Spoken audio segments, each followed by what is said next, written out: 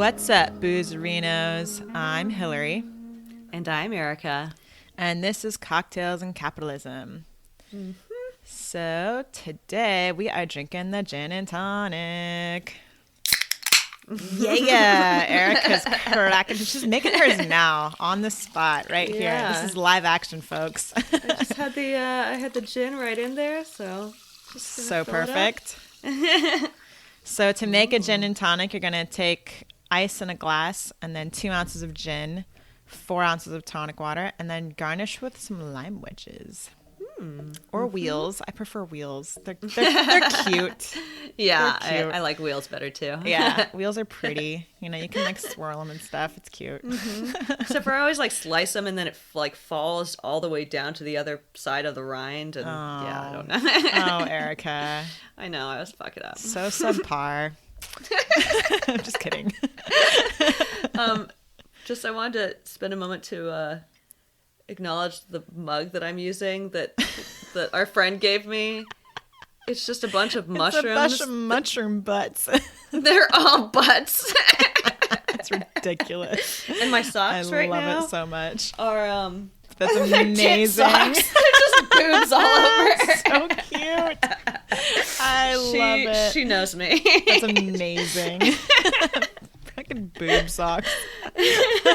I'm feeling especially special right now because of these things. So that's fantastic. I love that so much. I mean, boobs to keep your feet warm. I like it. Yeah, totally. Oh my god, that sounds so nice and comfortable and warm. For the person shoving their feet in the boobs, not the boob person. Yeah, exactly. Will you warm my feet up with your boobs, Hillary? If they're really cold. My mom boobs, yeah, sure. My wrinkly old mom boobs.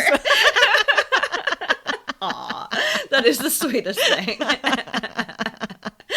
Fuck yeah. That sounds so comfy. That's how strong our friendship is. I know, you totally would too. Oh my god, I totally believe it. Absolutely. Fucking love you, so bitch. Good. Love you too, biatch. Shit. Oh my god. Okay. Shenanigans. The shenanigans. Starting right out of the fucking gate with shenanigans. I love it. This gin and tonic started getting me. I know, right? They can do that, man. I mean, when it's just straight up gin and tonic, there's nothing else to really slow that shit down. Yeah. Pretty delightful. Mm-hmm. Indeed. So, shall we dive into our topic? Huh? Yeah. Or should we just make a whole episode of just us talking a bunch of crap? I feel like we're on a good roll. I know. Totally. I feel like a lot of the other podcasts that I listen to just start with garbage. Oh my god, totally. There was one dollop that I was listening to. It was incredible, but seriously, like the first 45 minutes was them talking about their emails and stuff. I was like, you guys are such dorks. It was pretty funny. And then just them roasting each other, absolutely. Oh my god. Each other. Oh yeah, it was so funny. I kind of love that. Yeah, I do too. We do a little bit of that, but yeah, we do. A lot more we totally do. Supportive shit. I know, totally. Totally. But yeah, I'm super excited about your topic. What yeah, girl. So we are going to be talking about consumer activism today. Ooh, yeah. Fuck yeah. So that's a topic we just brought up in the last episode. Mm-hmm. So that's fucking perfect. Yeah. Yeah, I'm super into it. So nice. For my gin and tonic today, I sought out ingredients that were sustainable and eco-friendly. So for those hoping to make a nice eco-friendly gin and tonic while they're listening to this episode, I highly recommend Fever Tree. Fever Tree is a really cool company. They make delicious mixers. Their tonic water is great. It's not only high quality and delicious, the ingredients are ethically sourced and they contribute to different charities on the regular. One of them being that's awesome. Malaria No More. So that's pretty cool. Very cool. Yeah. And that's interesting because didn't they used to use tonic to treat malaria? Yes. Yeah. Wow. Yeah. That's why I love cool. that they did that. It's so great. Very cute. Well done. I do like when companies find ways to support causes that very interestingly align with what they're doing already. You know? It's fun. I think it's cool that they did that. Yeah, that's very cool. Yeah. Yeah, Fever Tree is also just fantastic. Like everything they make is delicious. I could kind of live off of their shit. Awesome. So then I chose Gray Whale Gin, located out of Sebastopol, California. So local for us, maybe not local for some of our listeners, but pretty close to us. So like that would be like a, you know, less of a carbon footprint. You know, getting their gin. Mm-hmm. It's crafted from locally sourced organic and wild foraged ingredients, which is so cool. Ooh, I love that. Yeah. And from Sebastopol, where it's just, I can totally see foraging for all the ingredients up there. Everything's just like the fruit's just falling off the trees all the time up in that area. So cool. Yeah. They're really cool too. So not only do they do that, they proudly support California wildlife and nature conservation via the organization Oceana. So 1% of their sales goes to supporting the conservation of our oceans, which our oceans desperately need. Oh my God, yeah. So it's to such a sad degree. Yeah. So yeah, that's amazing. Fuck yeah. I wasn't aware of Gray Wheel Gin. We should reach out to them. Yeah, totally, absolutely. But yeah, it was really fun to find like a little bit more like, you know, eco-conscious and, you know, sustainable brands and companies doing some cool shit, you know? Yeah, fuck yeah. And like you would think like, you know, sometimes the thinking is like, oh, they're going to be more expensive because of all of the extra things they have to do. And it's like, no, not really. It's the same price. You just have to be smarter about the way that you do things. Totally. You know? Yeah. You can also be smart and cost saving in doing, you know, organic and you know, you can still find ways to that was something that we touched on in the sustainable agriculture episode too. Yeah, totally. All of those details there.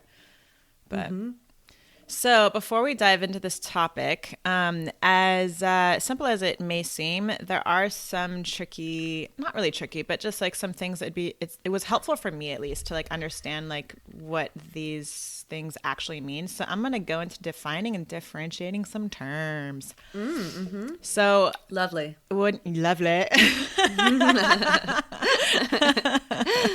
I need that. Dude, I do too. Because I was like, when I was digging into the details, I was like, wait, what's the difference between this and this? And what is that? And why does that matter? And what do they do? Yeah. Yeah. So here's the details, guys.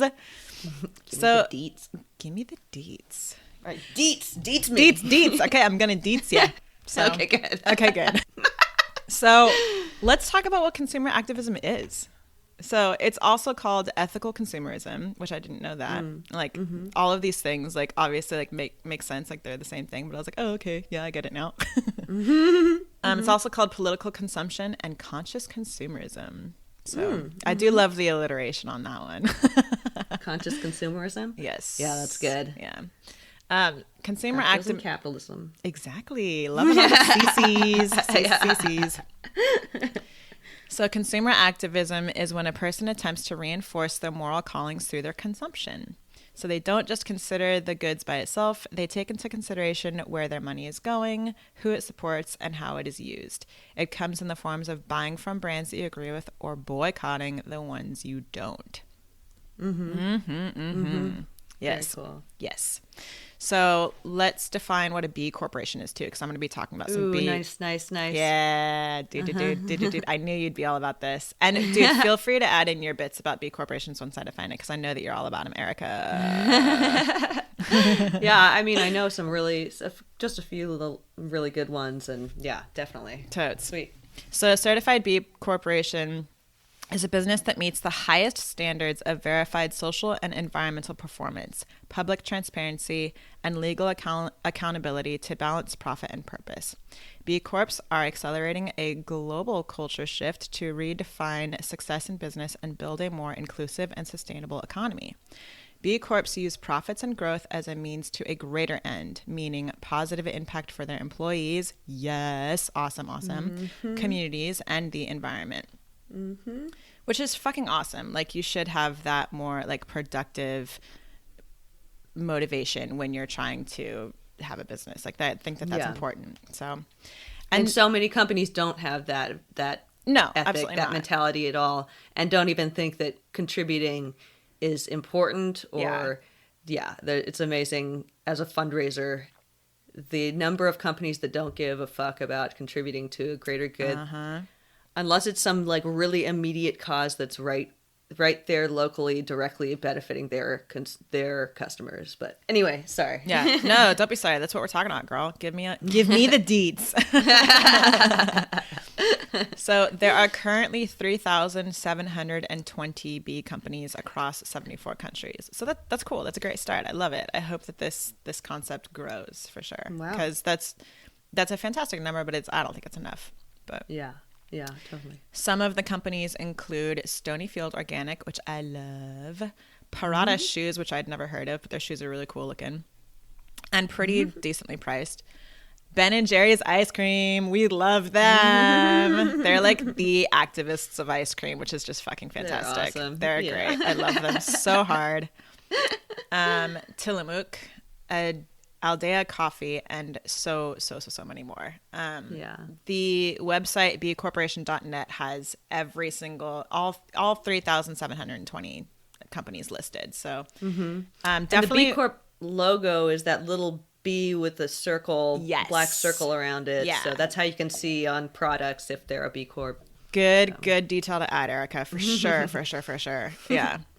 One of the little baby food pouches that I feed my baby dude has that little logo on it. Oh, really? I can't remember which one it is. I want to say it's Happy Tot, I think. But yeah, there's a lot of companies and definitely worth perusing that website and looking at the list of companies that are B corporations and choosing to support them, because this is a really, really, really, really, really great model. It's nice and all inclusive with the like it's both social and environmental, and you have to hit all of these markers to be able to get certified as a B Corp. So yeah, it's a high standard too. And the cool thing is that while it is hard and it is a high standard, they do kind of adjust it and assess for your specific company too. So it's like they don't hold one company to the same standard as the other, because like that's kind of not really fair, right? Like depending on size and all of that jazz. Like it's really kind of cool that like it's attainable for a lot of different companies. So that's fucking bravo awesome. To B Corporation. Love it. Yeah. Okay, moving on to fair trade. Yay. Yes, queen. Love fair trade. Samers. So fair trade is an arrangement designed to help producers in developing countries achieve sustainable and equitable trade relationships, which is hugely important. Important. A lot of the workers in developing countries are just completely taken advantage of with a lot of our trading practices and all that stuff. And it's pretty horrific. So fair trade helps to kind of prevent that, which is important.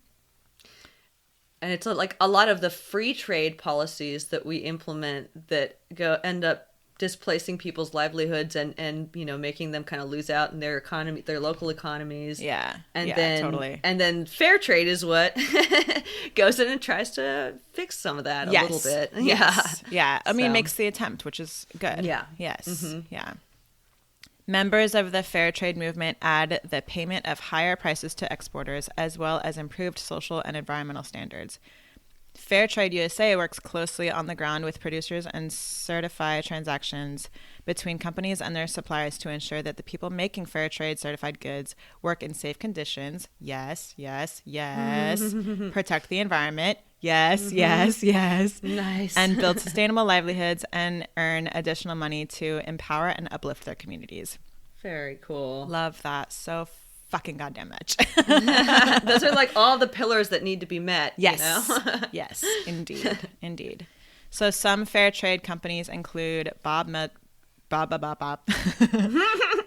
Red Mill Flours, which is fantastic. I really love their products. Yeah, I use a lot of their gluten-free flour. Very cool. From when I make my cookies and stuff. Very cool. Yeah, I didn't realize that they're fair trade. That's awesome. They are. So is Lesser Evil Snacks, which I haven't tried, but now I'm really intrigued. I want to go see if I can find some Lesser Evil Snacks. I love that name. That's Isn't that great, cute? I love branding. That. Very cute. Very cute. Rise Brewing Company, and so many more. So fair trade is kind of like the more popular one, I want to say, for like lack of a better term. But yeah, lots and lots of fair trade companies. And their logo is pretty. I mean, I feel like a lot of people know their logo. So just like looking for that fair trade logo, and it's usually like pretty prominent. Like when companies achieve that fair trade agreement, it's like they want to put it on their product, so they make it pretty obvious, and it's usually like right front center on their packaging. So look for that fair trade logo and opt for that brand instead of the other one. What is the logo of there? It's a box logo with a person with their hands down, right? Yes. It's another black and white symbol. Yeah. Yep. Okay, so then two more that I want to go over. The first one is 1% for the planet. So this is kind of a cool one. Have you heard of 1% for the planet? Yeah, but I don't know enough about it. Yeah, so it's pretty cool. I had learned about 1% for the planet forever ago, and then I kind of forgot about it because it's kind of one of those like baby guys. But in 2002, I'm so going to mess up this name, Von Schonard, founder of Patagonia, and Craig Matthews, founder of Blue Ribbon Flies, created 1% for the planet and started a global movement. Realizing their responsibility to protect our planet, they decided to give 1% of their sales back to the environment, whether or not they were profitable, which is a really cool kind of addition there. Like, of course they are profitable because we're talking about Patagonia, but that's kind of neat that they decided to do that anyways. I love that. Yeah, totally. Yeah. The idea was simple: because companies profit from the resources they take from the earth, they should protect those resources. Wow, really? Oh my God, what a revolution in thinking. We're so snarky. No, so yeah, I love that they do it, but like seriously, others need to come to that very simple thinking. Like, yes. No, I mean, I'm fucking really happy that this thinking is being like spelled out and by people that are successful capitalists, you know, that are doing well in the present system, but they understand that there's issues with it and that it needs to be fucking fixed. And yes, that there's that gap between like what we're doing to the planet and what we need to do to the planet while we're fucking profiting and creating our businesses that are extracting more and more and more. So totally. Yeah. So some of the individuals that participate in One for the Planet are Brush Fire Records, Clean Canteen, New Belgium Brewing, and Honest Tea, which I love. Honest Tea, it's so delicious. And many others. So look up 1% for the Planet, y'all. There's some good shit there. Oh, I love Clean Canteen. I do too. That's rad. Yeah. Sweet. I was like, that was one of the most fun parts of creating this episode and doing all the research for this episode. Was like, oh man, like I already used that product. It's so cool. And it's like, you know, they do this. Like I was really excited to learn that, like, you know, shit that I already use is contributing in a good way. That's fucking rad. I mean, in some I had already like chosen to, you know, because of that. But others I was like, oh, I didn't know. Like Fever Tree. I was like, I had no idea that Fever Tree was chill. Like Bob's Red Mill. Like, exactly. I didn't know that either. Totes. Yeah. Love it. Cool. All right. So the last little business model that I want to touch on is the 1-for-1 model. So meaning you buy one and the company gives one. And the company that made this super popular was the shoe company Tom's. So what they did is you buy a pair of shoes and they give a pair of shoes to someone in need in Argentina. Based on the success of Tom's shoes, other companies began following the business model, which is awesome. Love that. Yeah, that's so cool. Yeah. I love that they had that power and that influence. Like, that's fucking fantastic. Like, that's the kind of influence that, like, I'm hoping that, like, more companies have. That's great. So one of the companies is Warby Parker. They're the eyeglasses company. And I also really like Warby Parker because they were the first to be like, we're not going to charge you an arm and a leg for your fucking glasses. Like, they keep their eyeglasses at like $100, and it really just kind of like covers like everything, like just like cost and stuff. Like they're not, I mean, and their eyeglasses are really, really gorgeous too. Like they could easily put like a much higher price on them. And because they've gotten popular too, and they choose not to. It's awesome. It's really, really cool. I support that. And the fact that they can offer the glasses cheaper and still be offering a second one for every one that people buy to other people in other countries is amazing. Yeah. Yeah. So they don't donate eyeglasses to people in need, which is so great. So great. And then another company that is 1-for-1 is Soapbox Soaps. I hadn't heard of them, but I thought that was really interesting. And glad that like a soap company is doing that, because bath supplies are one of the things that like oftentimes people in need. Yeah. Especially during a fucking pandemic. So. Especially during a pandemic. Yeah. So that's a good one to invest in. Yeah. Soapbox Soaps. Indeed. Yeah. So the 1-for-1 business model is actually more popular than you would think. I didn't want to, go through and list like a whole fucking ton of brands, but like there's so many people doing it, and I've seen it all over the place. It's really cool. I think that might actually be the more popular model. I think simply just because it's easy to like, okay, like this bit that's, we're already in production and we're already are putting like our money and our efforts towards making, like just take that part aside and then like give that, get that away. Yeah. So I think it's great. I'm about it. That's awesome. All right, so this is kind of a little bit of a side note, but I wanted to add it in here just because it's I think it's helpful information to our listeners. A lot of the information I got from this episode came from a piece written by Pierce Lohman, and it's called "Reinforcing Moral Identity Through Fair Trade Coffee." So what he did is he wrote this whole like basically like master's piece, and he used buying coffee as an example of consumer activism, and then fleshed out the details on what consumer activism is, what fair trade is, etc., like all of that stuff. And he goes into great detail. So I highly recommend it for anyone. It is by Pierce Lohman and very easy to find. So if anyone wants more like real in-depth information, that is a really great source. Very cool. I didn't know that name. Yeah. So let's see here. Let's get back to it. Oh, so this was a book that was actually highlighted in that piece written by Pierce Lohman. The book is called The Silent Takeover, Global Capitalism, and the Death of Democracy. I feel like that's a title you would write, Erika. Oh my God, yeah. Sounds like a book that I would write, yeah. Yeah. It sounds very much like your jammy jam. It is by author and socioeconomist Norina Hertz. She explains, increasingly the most effective way to be political is not to register one's demands and wants at the ballot box, where one's vote depends on the process of representation, but to do so at the supermarket, where a dollar spent or withheld can cumulatively lead to the desired end. These forms of direct action are replacing rather than complementing conventional forms of political expression. So then Hertz suggests that corporations should consider the potential negative impact that consumer activism, for example, in the form of a boycott, could have on the viability of their business, which I thought was a really, really fantastic point to make. Like, you should probably, like, even regardless of whether you're a B Corp or a fair trade or whatever, like whatever business you have, you should probably consider what you're doing, because people are paying attention. And people could very easily boycott you and like have a pretty big impact on your business.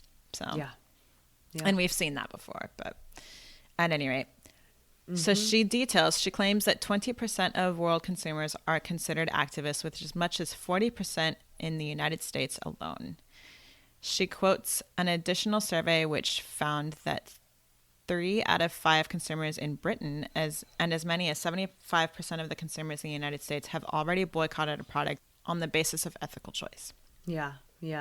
Which is fantastic. That is so cool. Yeah, I applaud that big time. Big time. She's talking about then how basically participating in consumer activism as, instead of political change and reform, or taking more direct action, was she saying something about that? Can undermine the greater effort to try to change something. Okay. I was just trying to make sure that I got that point right. Sorry. Yeah, no, you're totally good. And what she's arguing is that voting with your dollar is more powerful than voting at the ballot box. You know, I see. You vote with your dollar almost every day, right? Yeah. You vote for, you know, elected officials every 2 years. Yeah. So, you know, that's just her argument that it's a more powerful act because you're doing it so much more. Yeah. That's the gist of it. Yeah. So let's see here. I thought this was a funny little piece. I learned this from reading a Vox article. The Associated Press news agency keeps a running list that is updated almost daily on the current boycotts worldwide.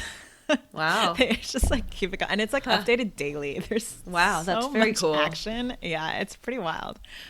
I want to see a massive boycott of any company that's using palm oil. Yeah, totally. I want to see a worldwide boycott of that shit. But anyway. My husband and I were really good about avoiding palm oil for a long time. We kind of fell off the bandwagon a little bit there, but like for years we were like, nope, don't buy that. Nope, don't buy that. Nope, don't buy that. Wow, that's fantastic because it's in everything. It literally is in everything. Yeah, it's tough. It's so depressing to me. Yeah, it's rough. Yeah. Well, good for you for working on that. Yeah, I mean that's a tough one though for sure. But let's see here. So a lot of the examples on the Associated Press list, they're not really consumer activist kind of boycotts. They're a little bit different. Some of the examples are just like different countries spatting with each other and like boycotting all, you know, like them and stuff. So that was kind of interesting. Like it was cool to learn about boycotts in like a different manner. So like I definitely recommend y'all checking that out just because it's kind of interesting. Like they're obviously included in the list are things like, you know, brands and stuff. But to see like boycotts and activism in that manner, one on a global scale and like two just in the different ways that like you can boycott is very interesting. Yeah. Learned I mean, is that just lot. That's different from like economic sanctions where they're like not trading with people because that's a political policy, or is that it's all included. Okay. Yeah. Okay. I see. Totally. Yeah. Interesting. Yeah. And there's boycotts of all kinds. Go check it out, guys. Yeah. It's pretty interesting. This is kind of a little bit of a side story, but I remember when I was a kid, my mom boycotted Carl's Jr. We weren't allowed to eat Carl's Jr. and she never took us there because of the hypersexualized ads they ran with a chick on a. Do you remember those commercials with the chick on the mechanical bull? No. God, they were seriously awful. In the commercial, the chick basically looks like she's fucking dry humping the bowl while like tomato or while ketchup and mustard and stuff is like dripping on her tits. And my mom was like, fuck that shit. That's a horrible representation. Like you guys are degrading women. Like, no, not going to Carl's Jr. So fucking bravo, That's Mom. Pretty cool. Yeah. Yeah. To this day, I agree with my mom's boycott. Like totally, good. Yeah. Good. And I'm so glad she was an example of that, like consumer activism. It's so great. Yeah, totally. Yeah, little side story there. Very nice. I'm trying to think now of like what companies my parents were boycotting because I know that was something that, you know, I was aware of as well. Yeah, nothing's coming to mind right now. In that same Vox article, that I had mentioned earlier, they pointed out that boycotts are nothing new. So it kind of dives into a little bit of the history of it. Do you remember the Boston Tea Party? It's one of the most famous and earliest boycotts. And that happened way back in 1773. Jeez, yeah. The Boston Tea Party dumped 90,000 pounds, which is 45 tons of tea, which would cost nearly $1 million today. Oh my God. Dang. Dump that shit. Yeah, so this is the action that led to the American Revolutionary War. So colonists had boycotted British tea for several years, demanding no taxation without representation. I'm sure y'all remember that phrase. Their refusal to purchase British tea was a way to voice resentment of their decidedly unindependent status. And then if you remember your history, it evolved into a revolt. So there's that. This is really feels really fucking relevant right now. As we're seeing people fucking storm the Capitol building and everything just a couple days ago. Totally. Yeah. Very I feel like relevant. We're living through some history that was not it's almost as extreme as that, you know? Yeah, absolutely. Like, what the fuck? Yeah, I think it's on the same level for sure. Yeah. For sure. So obviously consumer activism isn't new, and it has definitely evolved over time, but it's here to stay. And some feel strongly that consumer activism isn't quite enough, though. So I found this example, and it's straight from that same Vox article. Conscious consumerism is a lie, writes a sustainable fashion expert and frequent Vox contributor Alden Wicker for Quartz. Quoting a speech she delivered at the 2017 UN Youth Delegation, she says, small steps taken by thoughtful consumers to recycle, to eat locally, to buy a blouse made from organic cotton instead of polyester will not change the world, she states. Instead, she argues conscious consumerism is an expensive distraction from the real work at hand. Sure, vote with your dollar, she says. The criticism stands. But you do a whole lot more by simply voting for politicians who give a damn than that the earth is melting. So, like, I kind of hate to say it, but, like, I agree a little bit, but I mostly am just like, meh, girl, like... Well, we got to do everything we fucking can. That's where I'm at. That's where I'm at. Like, every effort helps. Like, do not denounce another, like, just because that action isn't, you know, as powerful as you think it is. But I hear the exact same argument made about charities in general. Yeah. That charities are basically, you know, the way that corporations, you know, and it's true to a large extent, the way that corporations make themselves, you know, rid themselves of their guilt for the different destructions they're doing. Right. You know, build up their PR so that they look good in the public eye. So it's a good, like, you know, smokescreen to throw in front of whatever else you're doing. So that's, I see how that can be a backwards moving force, but also, like, that's where the work is happening right now in the charities. That's where the people that aren't getting paid enough, that are working their asses off to do something that they believe in, that's where it's happening. Because it can't happen in a for-profit fucking company. So people are trying to fucking incorporate as nonprofits. So it's like, everyone's coming at it from different angles. Keep doing the conscious consumerism, because fuck, like, we need everything we possibly can as this world burns, you know? Yeah, we need every ounce of help. But I thought that it wouldn't be a complete look at, you know, consumer activism if I didn't you know, bring up that side of it. Good job. And, like, while she does bring up a good point, like, and I do agree with it, you know, a shred, I'm like 100%, like, you definitely need to keep consuming with your heart. Like, because it's like, not like you've opted out of capitalism completely and you don't buy anything. None of you guys do that. None of us do that, you know? No. Like, you can't. And, like, unless you just go completely off the grid and go live in the woods somewhere, which I would love to do, but, like, you know, I mean, so we're all consumers. Do we want to be shit consumers that are consuming shit that's burning the planet, or do we want to breathe life into things that are keeping the best efforts of humanity alive, you know? Yeah, totally. Yeah. And, you know, not everyone wants to go completely off the grid. Like, I see the allure of it, but, like, I'm willing to say it and, like, just be real with everyone. Like, I'm not. Like, I'm totally okay and wonderful and happy, like, in my suburban home, in my comfy ass fucking bed with the sheets that I bought from where the fuck ever. And, like, you know, and I continue to, like, use my washer and dryer and, like, like, all of the things, all the details. Like, you know, like, I am a, you know, capitalist consumer. I'm totally You're a okay creature with of society, though. You're a community. Like, you're a member of a community, too, which keeps you in that system. I mean, you would, if you had been born out into, like, a tribe that was living out in the woods and had your baby out there, you'd do great at that, you know?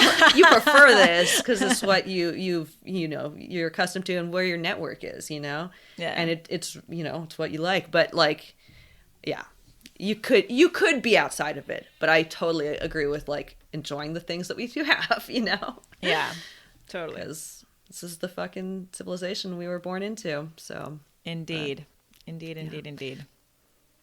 That doesn't mean we shouldn't will something better, so. Meow. And meow. Nice little addition there. Yeah. So cute. With your butt mug. My butt mug. Your butt mug.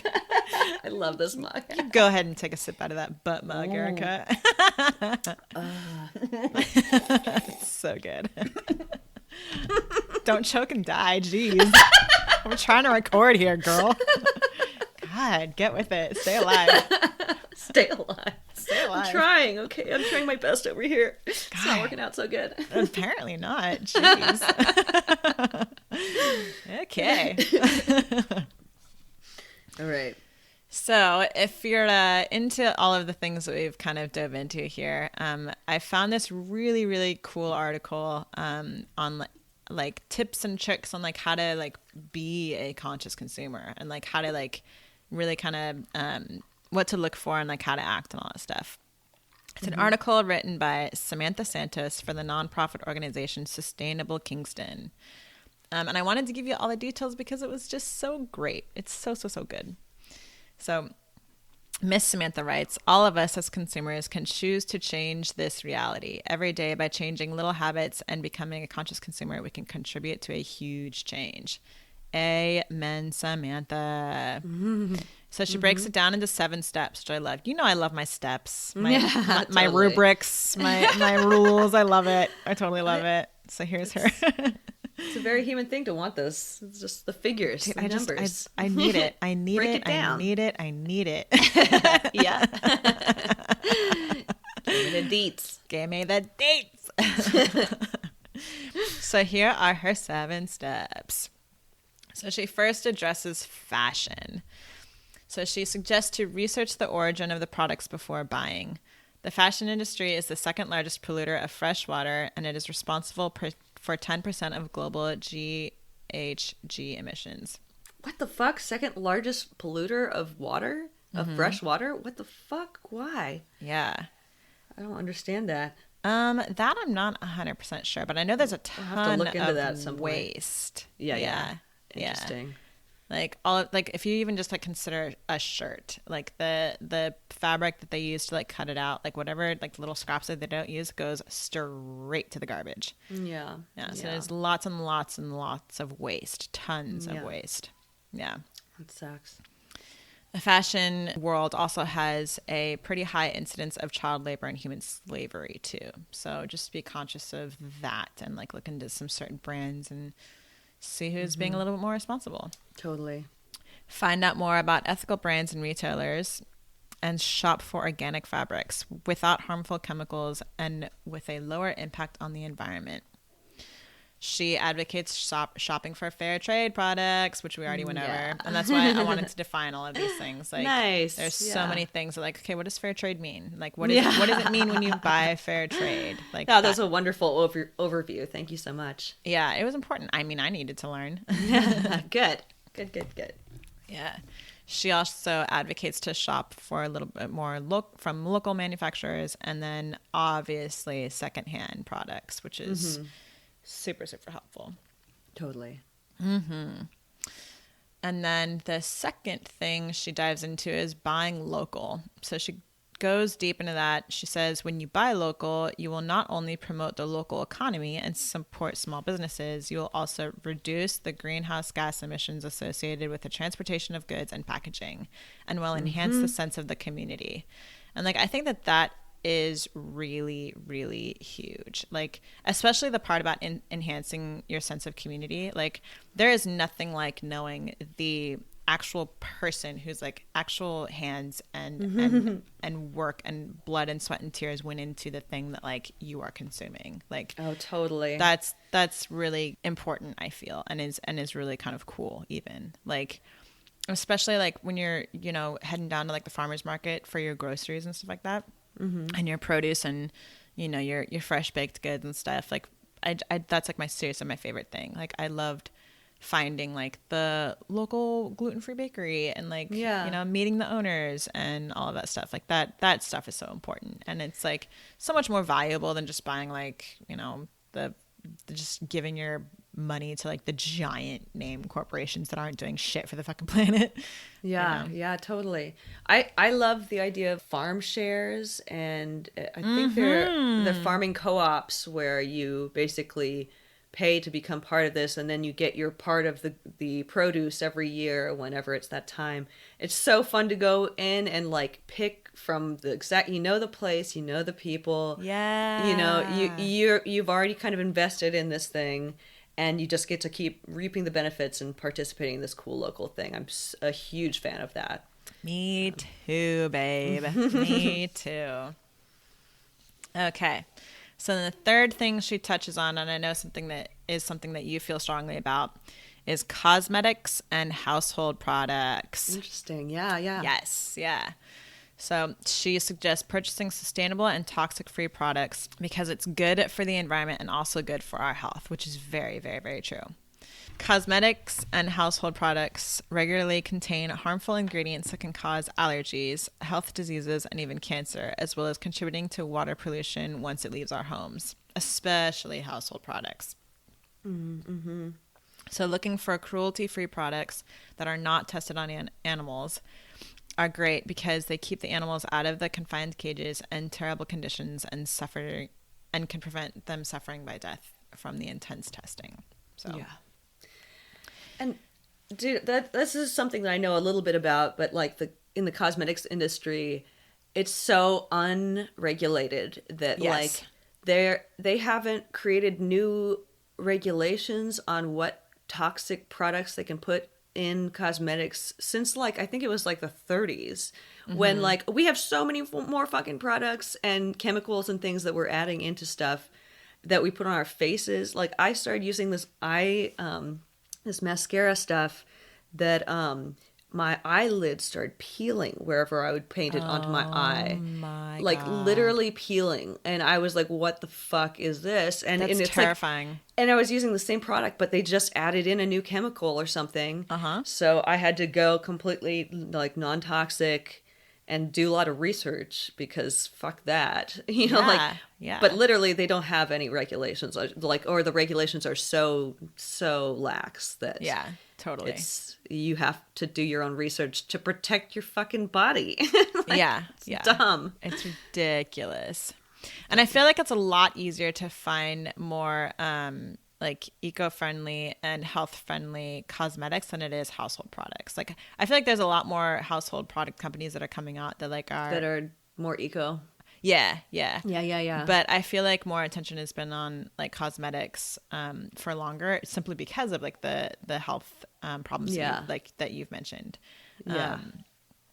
But yeah, I really sincerely hope that we can have like, more household products and companies and everything that, are coming out with like more sustainable and green initiatives and stuff. Absolutely. Important. Just very briefly, another one that just blew my mind was like lead in lipstick. Yes. Yeah. Like what the fuck? Why would you put that in there? It's poisonous and one of the worst poisons that you could have, and it makes you fucking so dumb. Anyway, yeah, it's awful. So it's very important to just kind of like take the time to pay attention to what you're putting in and on your body. Mm-hmm. Yeah, sure. Not just for the planet, but for your damn self. For your damn self. You're part of the corporeal world, so you're important. You're important too. Yes, indeed. Another thing that she suggests is going once a week, go vegan or vegetarian. I am all about it. I mean, I've been trying to incorporate more and more vegetarian nights into the week. And it definitely makes me feel better. Yeah, for sure. Food production to feed animals, livestock and byproducts, and land use, deforestation for livestock is responsible for about 24% of greenhouse gas emissions, more than transportation. So just not contributing to all of that once a week, is very doable. Very, very, very doable. Just to add, I like the vegetarian sustainable diet, what I've read, if we want to eat sustainably for the number of people on the planet, we would be eating like 2 tiny little portions of protein a week and eating a lot of actual meat protein, and then eating a lot of beans and eating a lot of vegetables, and that would be the sustainable diet. It's like mostly you don't have meat in your meal. That's totally 2 doable. eggs or something a week. Yeah. But like, dude, and I would prefer eggs over beans. Like, beans wreck me. Like, stomach aches that's how I felt for days. That's how I felt. But once I incorporate a little bit every day, then I don't get that. It like my body adjusts. When I hit myself with a bunch all at once, I can't handle it. But if I'm eating it regularly, then my body can break it down, and and I feel better when I'm totally. Fiber. I just like my body more so just like craves like fruits and veggies. Like that's my jam. Yeah. Like, me too. Yeah. And peanut too. butter. Fucking peanut butter. That's a good one. Yeah. Totally. I could love off of peanut butter. Love off it? Love off of it. Okay, that got weird. Yeah, I got some weird images in my head. Sorry. Oh, not as weird as your butt mushroom mug. Yeah, as I take a sip out of this. Yeah. It's so good. It's seriously hilarious. I love it. Good one. Yeah, so a few more details about going vegan or vegetarian. It also takes a large amount of water to grow crops and animals. It can take over 2,500 liters of water to produce 3 liters of milk and 9,000 liters of water to produce less than 1 kilogram of meat. That's a lot of fucking water, y'all. That's a lot. Yeah. Not to mention the emissions caused by the land use, the water quality, and irresponsible fish harvesting and all of that jazz. Like, it's complicated. And like literally just going once a week, vegan, vegetarian, it's going to help a lot. Yeah, it's going to be a big... If you want to reduce your carbon footprint, that's a huge way to do it. It's a huge one. Really fast. Yeah, totally. Reducing meat consumption, especially red meat, will reduce your carbon footprint and will contribute to reducing animal cruelty. It's like you read my mind, Erika. It's like you knew what I was diving into. So she suggests to shop for certified vegan products and look for vegetables containing high protein content like beans, chickpeas, soy, tofu, quinoa, and oats. That's another thing I could live off of. Yeah. Give me my oats. Oh my God. They're so good. Yeah. Oatmeal all the time. It's just like one of those like comfort foods. I just like, all I want is my oatmeal and my peanut butter. Totally. So good. All right, so this next thing that she covers is reducing your waste. And this one is huge and so important and something that I feel really strongly about. And it's mostly because it's so fucking easy to do. And I wish that more people would just like make these like tiny switches. It's so important. This is, I think, something that we touched on in the medical waste episode. So, but yeah, so obviously I feel strongly about it. But but this is really deeply connected with conscious consumerism, consumer activism. Mostly how you consume, which is what I'm going to get into here. Yeah, so sweet. It's a huge challenge recycling the enormous amount of waste we produce. So like honestly, just the best way to go about this is to try to not produce it and reduce as much as you possibly can. So, and it includes things like taking your reusable beverage containers, wherever you go, so you can use those instead of the plastic or paper cups for coffee and for water and what have you. And then, obviously go for tap water over bottled water. Those single-use bottled waters are just absolutely asinine. Yeah. Do not use them. God, I hate them. And it's just so bad. So bad. Like, just get a friggin' cup. Use your hands too. Cup your hands. Like anything but those bottled waters. Oh my God. I'm getting fierce over here. This is just a weird detail that I wanted to add in because I was in Rwanda and Uganda last December, and I was just blown away when we were like up in the high country, like kind of remote rural area. And all these kids were chasing behind the car that we were in, and they were begging for water bottles. They were asking for our water bottles because they don't have anything to carry things and like to carry water in, and it's like, Oh, what wow. the fuck? That's like wild. And that was like, oh my God, these people are begging for our trash, something that is filling up the oceans and ruining things. Like, yes. Holy fuck. Like, that's such a trip. Holy crap. Oh my God. Yeah. It just blew my mind that was a reality. That blows my mind. Yeah. That's wild. Yeah. Damn. Anyway.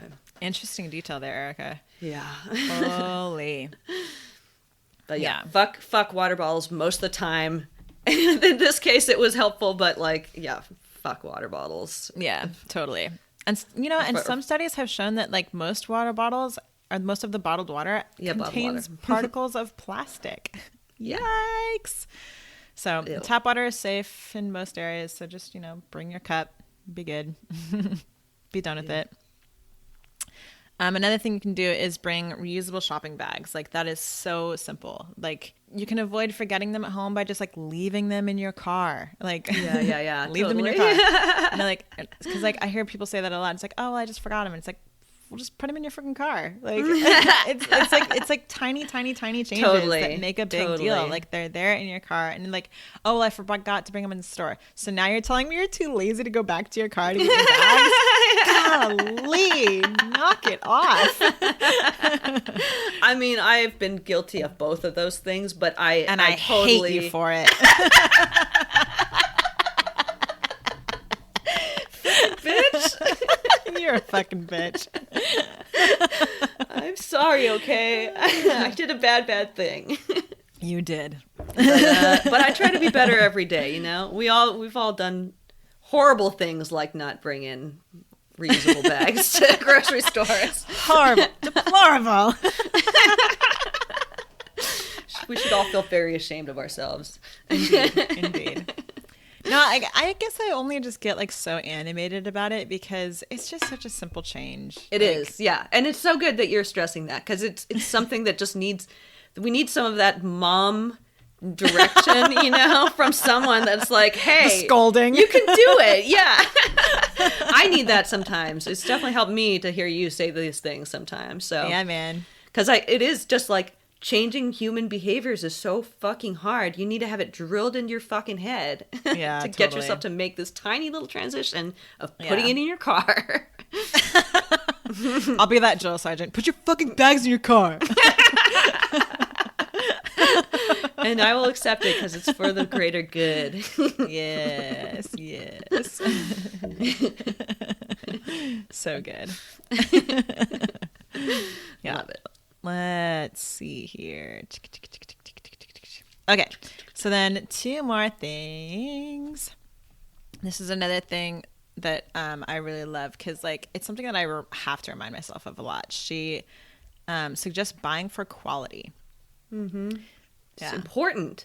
Yeah, so that's an important change. So you don't live in a throwaway culture. Yes. Yeah, totally. Impulse buying, too, is part of that problem, too. So, like, instead of just like randomly buying just like all the random crap that maybe you may or not need, like just take a moment to like think about like, do I actually need this? Like, yeah. And then those times that you decide that you don't need it, you're, you know, reducing the like for the next step action of throwing it away later when you don't want it. Like, it's just not even there to throw away because you didn't purchase it. So I think that is it has more impact than people even think. So yeah. And I love to buy, you know, like, even though companies like REI and Patagonia and things, they are really fucking expensive, which can be difficult. I love to buy things that I know are going to hold up for a long time. And sometimes outdoor companies, because they design things literally to hold up through difficult conditions for a long time, they will produce quality products that aren't designed to just fucking break the next minute, so you come back and buy the next one, you know?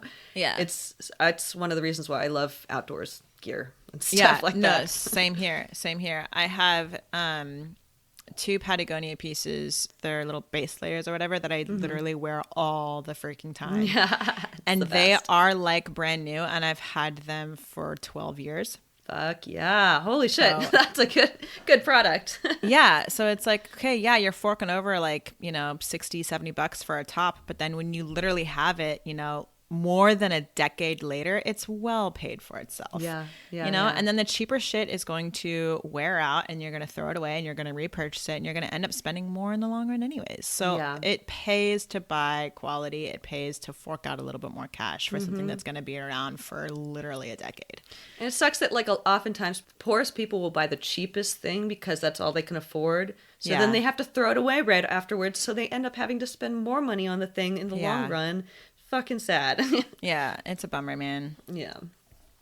So the last point that she makes, and it's kind of something that we've touched on a lot in this episode already, is just simply just choose the businesses that are committed to sustainability. So look for those businesses, look for those logos, look for all of that stuff. And question your service providers and businesses you work with about their sustainability strategies, and then just choose the ones that are actually taking action. Yep. Businesses can take action on climate change, reduce its environmental impact on its operations, offer sustainable products and service to their customers, and engage in development of the community. And it's important to consider all of those things. Yeah, so that's her whole breakdown, and I absolutely loved it. She went into some really great details, and I was really excited to share all of that because there are even some things in there that I hadn't really considered before, So the very last thing I want to touch on is some alcohol brands that y'all can support and get into. Very cool. I mean, and there's actually quite a few, which is really, really cool. But I just want to throw a few out there. The Los Angeles-based Green Bar Distillery is a carbon-negative alcohol brand that plants a tree for every all-organic bottle sold from its portfolio, the largest of its kind in the world. So they make True Garden vodka, which would be so delicious to try for all of our little vodka drinks that we've been making. And then Grand Poppy Amaru and Slow Hand Six Woods whiskey from my whiskey girl, Erika. Did you say True Garden? I said True Garden, but they spell it TRU, True Garden. Okay, nice. And then Grey Will Gin, the gin that I used for my gin and tonic today. They donate 1% of all of their sales to the nonprofit Oceana, like I said. And then another alcohol is Flor de Cana. I don't know if I'm saying that right, but it is rum and it's fair trade certified. It runs on 100% renewable energy. Hell yes. And has cool. They just earned a carbon neutral certification. Jeez, that's fucking rad. Yeah, wow, right? We definitely gotta do more with their drinks, with their totally. Flor de Cana rum. And then the last one that I want to highlight, and there's literally so many more, but I just chose these four to kind of like throw out there. But the last one is super cool. Nadar Gin. They're located in Scotland, so I don't know how easy it would be for us to get in the States. But I have a feeling what they do is going to catch on like a wildfire. They make gin from peas. And the production yields a negative carbon footprint because peas don't require so much nitrogen. And this negative carbon footprint.